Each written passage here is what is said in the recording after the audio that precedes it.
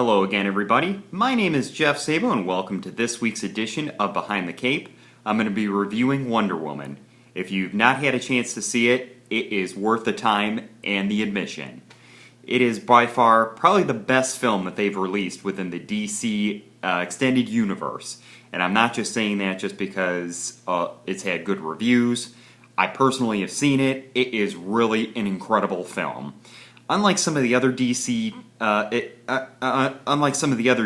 films like Man of Steel, Batman vs. Superman, or Suicide Squad, where there are a lot of key elements to the storyline, or there was so much build-up, or so much that they had to add into the plot, this one, for as complicated as the story could be, really does a great job of simplifying things. They do talk a little bit about Greek mythology throughout the film as well. There's a little bit of a parallel that they create. Patty Jenkins, the director, if you're watching this, you did an incredible job with the story and just being able to simplify everything just to keep things moving. It's not one of those films where you're sitting there going, okay, when are we going to get to the action scenes? When are we going to get to the good parts? It really does an incredible job of moving quickly, getting right to the point, and then it really does have a great storyline in it as well. As the previews have and the trailers have portrayed, it does take place during World War I. Gal Gadot does an incredible job, playing the character. From what I understand, this is the first time she's received top billing for any movie that she has been in, and she really does a great job, playing innocence to the character, but also showing a fierce side to her as well, and caring for others.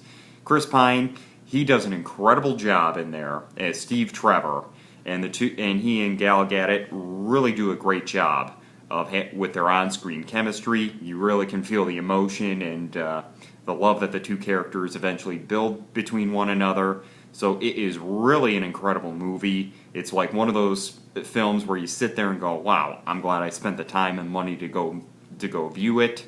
There really wasn't a whole lot I can criticize with it, just because it does a great job moving the story. It was very easy to follow. I like the parallels that they created between not only the comics, but also what was going on throughout World War I at that time, and also Greek mythology. And I thought out of all the DC Extended Universe films, this one was probably the easiest to follow, and it wasn't like one of those films where you're sitting there going, okay, who exactly is this character? What's going on here? Okay, how is this going to really tie into the end?